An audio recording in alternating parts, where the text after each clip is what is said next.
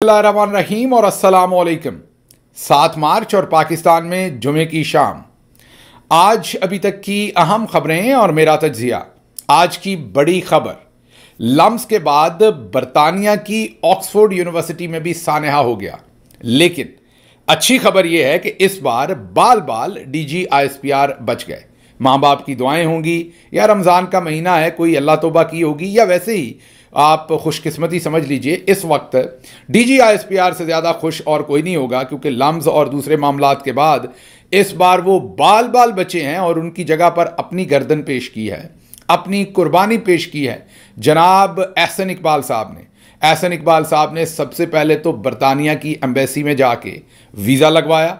Visa लगवाने के बाद उन्होंने बिजनेस क्लास का टिकट खरीदा, उस पर बैठे और लंदन जा पधारे। वहाँ से ऑक्सफोर्ड का सफ़र किया और लंदन में से ही जाहिर है ज़ेब तन किया एक बहुत ही बेहतरीन सूट जो उनके हिसाब से था, मैचिंग टाई, मैचिंग सॉक्स, अच्छे वाले जूते पहन के, पता चला है कि अच्छे वाले परफ्यूम लगा के बड़ी अपनी पर्सनैलिटी बनाकर वो ऑक्सफोर्ड यूनिवर्सिटी पहुँचे। आप ज़रा कॉन्फिडेंस चेक करें, इन लोगों के कॉन्फिडेंस चेक करें। आपको वो कॉन्फिडेंस भी याद करना होगा जब हार्ट अटैक में इसहाक डार गए थे और फिर उनके साथ क्या हुआ था वो आपको भी बताते हैं। लेकिन इनके कॉन्फिडेंस चेक करें, और ये कॉन्फिडेंस सिर्फ यही नहीं है, पूरी नून लीग में है, बल्कि चौधरी निज़ामुद्दीन साहब का भी कॉन्फिडेंस का मामला तो कुछ ऐसा ही है। लेकिन बहरहाल ये पहुंच गए वहां पर। जब ये वहां पहुंचे तो अगली नशिस्त पर उन्होंने बिठाया। यहां तक तो मामला सब अच्छा चल रहा था। अब एहसन इकबाल साहब को ये लग रहा था कि इमरान खान ऑक्सफोर्ड यूनिवर्सिटी से पढ़े हैं, फिर बेनज़ीर भुट्टो साहबा पढ़ी हैं, बिलावल जरदारी पढ़े हैं, पाकिस्तान की सियासत में बड़ा नाम है ऑक्सफोर्ड का। तो आज मैं, क्योंकि अंधों में काना राजा, ये जो नून लीग कम पढ़ी लिखी क़यादत है, इसमें ज़रा एहसन इकबाल साहब, वैसे इनके मामलात भी दगरगू हैं, किस दिन पूरा स्कैंडल आपके सामने रखेंगे कि जनाब को कॉलेज में दाखिला नहीं मिलता था। जी हाँ, जनाब को कॉलेज में दाखिला नहीं मिलता था। फिर ज़ियाउल हक साहब की सिफारिश पर तकरीबन काइंड ऑफ आगे पीछे करके मामलात को, अब आगे पीछे को आप समझते ही हैं, इनका किसी और कॉलेज में दाखिला करवाया गया, फिर वहाँ से माइग्रेशन करवा के किसी और कॉलेज में लाया गया। तो ये भी माशाल्लाह मरियम नवाज शरीफ साहबा की तरह ही इनका बैकग्राउंड है, लेकिन उन्होंने रूप ऐसा धारा हुआ है कि ये प्रोफेसर हैं, बड़े लाइक फाइक हैं, अंधों में काना राजा। अब आप खुद ही सोच सकते हैं कि शरीफ ख़ानदान के पास अगर कोई लाइक बंदा है तो वो कितना लाइक होगा, ये आप खुद ही अंदाज़ा कर सकते हैं। तो ये साहब जो हैं ये खासे माशाल्लाह नालायक थे स्कूल कॉलेज के ज़माने में, लेकिन बाद में क्योंकि वालदा इनकी किचन कैबिनेट का नहीं, किचन कैबिनेट का हिस्सा थी ज़ियाउल हक का, और अल्लाह उनके दर्जात बुलंद करे। हमारे लिए वो बड़ी मोहतरम है, इनकी वालदा हैं, हमारे लिए भी, लेकिन सियासी उनका काम जो है वो किचन कैबिनेट का हिस्सा थी। तो फिर वहाँ से इन्हें, जैसे दूध में थोड़ा सा दही मिलाएं तो वो दही जम जाता है, तो इनको जाग लगी वहाँ से, तो इनका दही जम गया और इन्होंने बाद में अपने आप को, हालांकि कभी इन्होंने डॉक्टरेट नहीं किया, किसी आला यूनिवर्सिटी में पढ़ाया नहीं, लेकिन अपने आप को इन्होंने प्रोफेसर ही कहा सारी उम्र, और प्रोफेसर के तौर पर ही इंट्रोड्यूस करवाया। तो ये 2 नंबरी चले। खैर वो तो पाकिस्तान में कई तरह से हो जाती है, कोई इतनी बड़ी 2 नंबरी नहीं है, वहाँ तो दूध का लीटर खालस नहीं मिलता, एहसन इकबाल कहाँ से मिलना है। लेकिन चलें, बहरहाल आगे चलते हैं। अब ये पहुंचे पूरे कॉन्फिडेंस के साथ कि आज मैं अपने जौहर जो है वो ऑक्सफोर्ड यूनिवर्सिटी में दिखाऊंगा। ये जो जेन जी है ना, जनरेशन जी, ये मैं और आप तो अब आउटडेटेड हो गए हैं उस मामले में। ये ज़रा गूगल कीजिएगा, या आजकल तो AI का ज़माना है, पूछिएगा ये जेन जी क्या है और ये करती क्या है। इनकी एक तो स्पीड बहुत है, ये पैदा ही हाथ में टैबलेट और फ़ोन लेकर हुए थे। इनकी टेक्नोलॉजी के साथ स्पीड, इनकी जो इन्फॉर्मेशन तक एक्सेस है, वो कुछ चीज़ें ये लैक भी करते हैं, उस पर कभी दोबारा बात करेंगे। वो ज़ाहिर है ज़माने में कुछ चीज़ें आपके पास होती हैं, कुछ आप लैक करते हैं, तो जेन जी कुछ चीज़ें लैक भी करती है, लेकिन बहुत सारी चीज़ों में हमसे बहुत बेहतर और तेज़ है। अब उनके पास पूरी इन्फॉर्मेशन होती है। फिर वो हुआ जो मेरा ख्याल है अभी तक DGISPR साहब के साथ भी इतना काम नहीं हुआ, क्योंकि DGISPR अपने होम ग्राउंड पर खेलते हैं। वो वहाँ खेलते हैं जहाँ पर वहाँ निकलने से घंटे के अंदर अंदर वो काला डाला भिजवा कर बंदे को उठवा लें, उसको कुट शुट चढ़ाएं, उसके मेरा मतलब पूरे ख़ानदान को आगे पीछे कर दें। तो वो सिर्फ उसी ग्राउंड पर खेलते हैं, वो बाय रिस्क नहीं लेते अभी तक। वैसे कॉन्फिडेंस है उनमें, वो भी ले सकते हैं, लेकिन एहसन इकबाल साहब ने कुछ रिस्क ज़्यादा लिया। फिर एहसन इकबाल साहब के साथ क्या हुआ, एक चीज़ पर मैं उनकी तारीफ़ करूँगा कि जब उनकी बेइज्जती हो रही थी तो उन्होंने बिल्कुल मुतमईन तरीके से, मतलब एक मुतमईन तरीके से उन्होंने वो बेइज्जती करवाई, मुस्कुराते हुए, बहुत ही मुस्कुराहट के साथ उन्होंने बेइज्जती करवाई। ये जरा क्लिप देखिए उनके साथ वहां पर हुआ क्या है। We have the Pakistani Minister of Planning, Development and Reforms, Mr. Ahsan Iqbal. Now, I'm not at all surprised to see Mr. Ahsan Iqbal speaking on that side, attacking liberal democracy. After all, Mr. Iqbal's party launched the greatest attack on liberal democracy in Pakistani history by working with the military to rig elections and form a government despite having only won 17 out of 272 seats fairly. आपने देखा, अब वो जो young student है उसने इनको बैठे हुए कहा कि जी ये वो वजीर हैं जिन्होंने जमहूरियत पर डाका मारा है, जिन्होंने हुकूमत लूटी है, जिन्होंने मिलिट्री के साथ मिलकर पाकिस्तान की जमहूरियत का तहस नहस कर दिया, हमला कर दिया, अदलिया का भी बेड़ा गर्क कर दिया। ये वो जमात है जिसने 17 सीटें जीती हैं 272 में से, और इनको हुकूमत दे दी गई और ये बड़ी बेशर्मी से हुकूमत भी कर रहे हैं। यही बात नहीं थी। एहसन इकबाल साहब पंजाबी में कहते हैं निम्मा निम्मा हंसना। निम्मा निम्मा या तो जब कोई रम्ज हो तब बंदा हंसता है, इश्क में हो, या जब मुतमईन तरीके से बेइज्जती हो रही हो और आगे से बंदा कुछ कर ना सकता हो तो तब हंसता है। अब ज़रा एहसन इकबाल साहब की सोच सोचिए, उस टाइम उनके अरमान क्या होंगे। वो दिल में सोच रहे होंगे देख के कि बेटा तू कभी लाहौर होता ना, नारोवाल होता, सियालकोट होता, सवाबी होता, जामशोरो होता, तू कभी पाकिस्तान में ये बातें करता तो देख अभी थोड़ी देर में तेरे घर वालों को उठवा लेता, तू ना भी मिलता तो तेरे घर की औरतों को उठवा लेता, और तुम लोगों को मैं बेइज्जत करता, जूते पड़ते, बगावत गद्दारी के केस दर्ज करते, पीका एक्ट के तहत। जैसे अभी मरियम नवाज़ की वो जो चूने वाली खबर थी कि 12 या 15 करोड़ का हरे रंग का चूना हम पर, ये किसने हरा रंग डाला, वो वाला मार डाला, वो आपने गाना तो सुनी रखा होगा बॉलीवुड का। तो वो जो चूना आपको याद है कि कसूर की तरफ जाने वाला जो रोड है उसके ऊपर चूना डालकर जो फिरोजपुर रोड पर आवाम को बेवकूफ़ बनाया था, वो ज़हीम लगारी ने खबर की थी। उस बेचारे को उठा लिया, 8 दिन अगवा रखा, छोड़ने के बाद भी अब भी उसकी फैमिली पर बेजा दबाव है, छापे मारे जा रहे हैं, और एक ही रिक्वायरमेंट है कि माफ़ी की वीडियो मरियम नवाज़ से जो है वो जारी करें।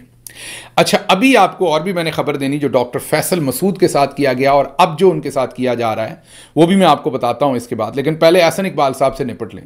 तो अब आप कहेंगे कि गिल साहब आप एहसन इकबाल पे ऐसे ही, आप पीटीआई से, वो नून लीग से, तो आप मुखालफत बराए मुखालफत में आप लाइन क्रॉस कर रहे हैं, आप ऐसे ही कह रहे हैं कि वो उठवा लेते, वो बेचारे कहाँ उठवा लेते।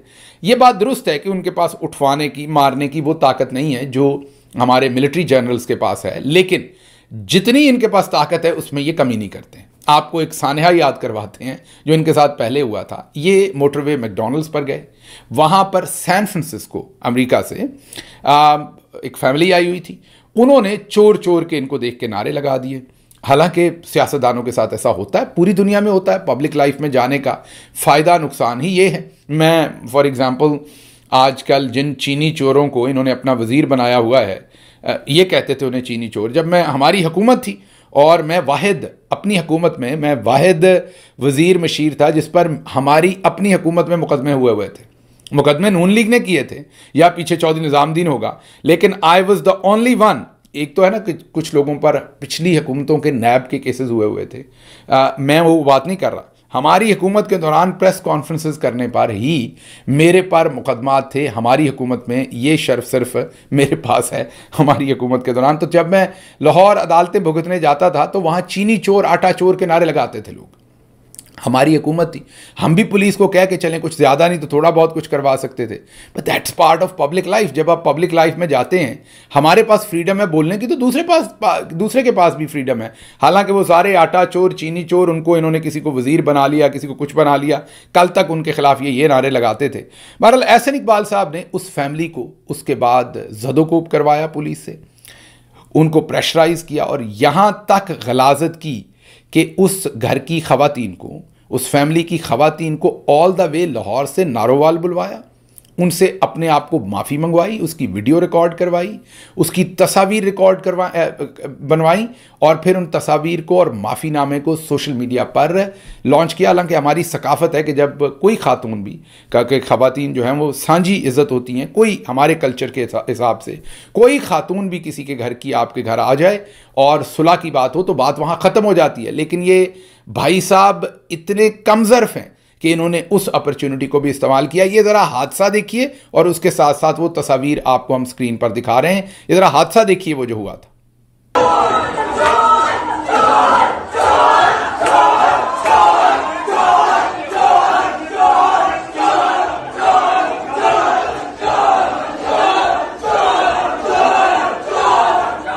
ये वो चोर चोर के नारे लगे थे और उस पर इन्होंने फिर ये सारा कुछ किया था। तो आज भी ये सोच रहे होंगे कि अगर मैं पाकिस्तान में होता तो मैं क्या कुछ अभी तक कर चुका होता। अगली खबर की तरफ बढ़ते हैं।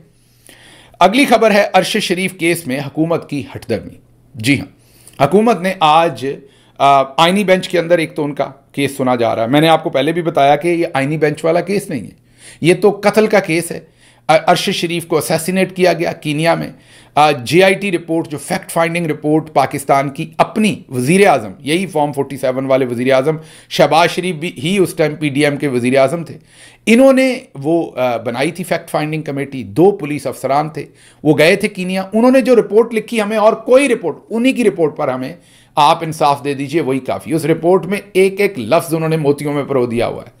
और उस बाद में उस रिपोर्ट के बाद उन पुलिस वालों के साथ ज़्यादती बड़ी हुई, उस रिपोर्ट को दबा भी लिया गया। अभी भी सुप्रीम कोर्ट उसे दबा के बैठी हुई है। उस रिपोर्ट में वाज़े तौर पर बता दिया गया कि किस तरह ISI और दूसरे लोगों ने अरशद शरीफ के लिए ज़िंदगी तंग की यहाँ, और उसको मुल्क छोड़ना पड़ा। और फिर जाहिर है दुबई में, वो तो आप और हम सबको पता है कि अरशद शरीफ को वहाँ से भी निकलवाया गया और फिर कीनिया में कत्ल कर दिया गया। अब इन तमाम लोगों को जिन्होंने उसके कत्ल में हिस्सेदार थे, अरशद शरीफ की वालदा ने उनको नॉमिनेट भी किया हुआ है। उस पर मट्टी डालने के लिए, उस फाइल को बंद करने के लिए आईनी बेंच में ये केस आज लगाया गया दोबारा। हालांकि केस ये फौजदारी का केस है, इसकी इन्वेस्टिगेशन होनी चाहिए और आगे कत्ल का मुकदमा बढ़ना चाहिए, लेकिन इसको एक आईनी मसला बना दिया गया है। और आज अदालत में ये बताया गया कि कोई पेशरफ्त नहीं है, हमारा मुआहदा नहीं है कीनिया के साथ। दिसंबर से मुआहदा हो गया है, उसकी तौसीक सदर ममलकत से नहीं करवाई। दिसंबर, जनवरी, फरवरी, मार्च, अभी तक जो मुआहदा कीनिया से पहले इन्होंने 1.5-2 साल लगा कर किया, अब पिछले 3-4 महीने से सदर साहब के पास वक्त नहीं है कि वो साइन कर दें। लेकिन जब इन्होंने लाहौर हाई कोर्ट से जजेस को लेकर आना होता है या नए जजेस लगाने होते हैं, तो घंटों के हिसाब से नोटिफिकेशन साइन करते हैं सदर साहब जहां भी होते हैं। लेकिन अरशद शरीफ का वो मुआहदा जो है, क्योंकि वो करना ही नहीं है, इस केस को तो दबाना है और ख़राब करना है, और इसका कोई और ऑब्जेक्टिव नहीं है। अगली खबर की तरफ बढ़ते हैं। अगली खबर है नए वज़ीरों मशीरों की एंट्री। हाँ जी, नए वज़ीर और मशीर जो है वो बना दिए गए हैं, उनकी एंट्री हो गई है।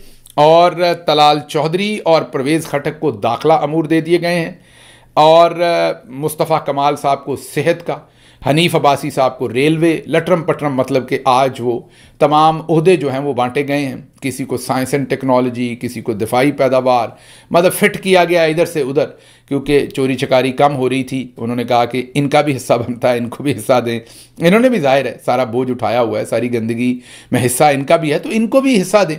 तो बहरहाल अब जनाब ये उनको हिस्से दिए गए हैं, और तलाल चौधरी और परवेज़ खटक साहब को इकट्ठे ही दाखिला अमूर में भेज दिया गया है। अब देखते हैं यहाँ पर टास्क पड़ेगा मोहसिन नकवी साहब के साथ। परवेज़ खटक साहब भी अपने आप को इस्टेब्लिशमेंट के करीबी कहते हैं, मोहसिन नकवी भी।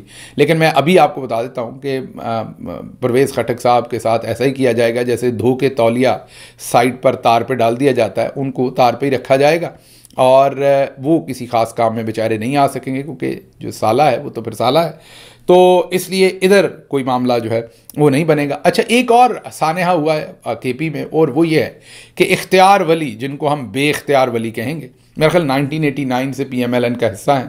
पहले भी PMLN ने इनको काफ़ी सारे झटके दिए हैं, लेकिन बेचारे पॉलिटिकल आदमी हैं, जुड़े हुए हैं PMLN के अंदर, बेइज्जती में, इज़्ज़त में, या ये कह लें कि उनके पास जाने को और जगह कोई नहीं है, उनको कोई और लेता नहीं है, इनके पास और वहाँ बंदा कोई नहीं है, जो भी आपने कहना है। लेकिन उनको भी अब, क्योंकि वो परवेज़ खटक के मुकाबले में इलेक्शन लड़ते हैं और उन्होंने परवेज़ खटक को हराया। अब जब परवेज़ खटक को, और वो MPA भी हैं इस वक्त KP में, मुस्लिम लीग नवाज़ के फॉर्म 47 पर जीते हुए, तो अब जब परवेज़ खटक साहब को वज़ीर बना दिया गया वफाकी हुकूमत के अंदर, मशीर बना दिया गया, तो उस वक्त इख्तियार वली और नून लीग के हलकों में से बहुत चहमगोइयाँ हुई, एतराज़ात हुए। आज उस एतराज़ को दूर करने के लिए इख्तियार वली को वज़ीर आज़म का कोऑर्डिनेटर बनाया गया है। अब इससे ज़्यादा उस बेचारे की बेइज्जती क्या हो सकती है? इससे तो ज़्यादा आप उसे प्रिंस ऑफ केपी का लक़ब दे देते, या आप कुछ और शहनशाह ऑफ केपी कह देते। क्योंकि ये मैं क्यों कह रहा हूँ प्रिंस या शहनशाह, क्योंकि कोऑर्डिनेटर का कोई ओहदा नहीं है। छोटे मोटे किसी पॉलिटिकल वर्कर को ऑब्लाइज करने के लिए बहुत ही लोअर लेवल पर हो तो चले, उसको आसरा दे दिया कि यार चल तुझे फीती लगा दी है, नोटिफिकेशन कर दिया। एक तरफ उसके सियासी मुखालिफ को आपने मशीर बनाया जो वफाकी वज़ीर के बराबर दर्जा है, दूसरी तरफ आपने उस बेचारे को कोऑर्डिनेटर। अब वो अपनी इज़्ज़त को बचाने के लिए मीडिया के अंदर टिकर लिख के भेजता है कि इस ओहदे का इस ओहदे का ये जो टाइटल है ये वफाकी वज़ीर के बराबर होगा। और भाई कहाँ से वफाकी वज़ीर के बराबर होना है? कोऑर्डिनेटर बेचारा तो एमएनए का नीचे होता है या एमपीए का होता है जो हल्के की कोऑर्डिनेशन करता है। तो बहरहाल खासा उनको इंसल्ट किया गया है, नहीं करना चाहिए था, और उनको भी अपनी बेइज्जती नहीं करवानी चाहिए थी। या तो ये एहसन इकबाल की तरह उन्हें भी कोशिश करनी चाहिए थी बच जाएँ, लेकिन उन्होंने मेरे ख़्याल में उन्होंने यही फैसला किया कि जहां सबकी हो रही है मेरी क्यों ना हो। उन्होंने कोऑर्डिनेटर की पोजीशन लेके अपने आप को इसमें परेशान ही किया है और कुछ नहीं। अच्छा जी, अगली खबर जो आपके सामने रखनी है वो नजम सेठी साहब का बयान है कि जब दो हमसाए फैसला कर लें कि हमने पाकिस्तान को चैन से नहीं बैठने देना, चीन कह दिया, तो दुनिया फिर क्या करेगा पाकिस्तान दुनिया में? वेस्ट एंड पर और दूसरा ईस्ट एंड पर, एक तरफ इंडिया और दूसरा अफगानिस्तान। जब दोनों पाकिस्तान के अंदरूनी हालात ख़राब करने पर लग जाएं तो फिर पाकिस्तान अपनी बचत कैसे करवाएगा?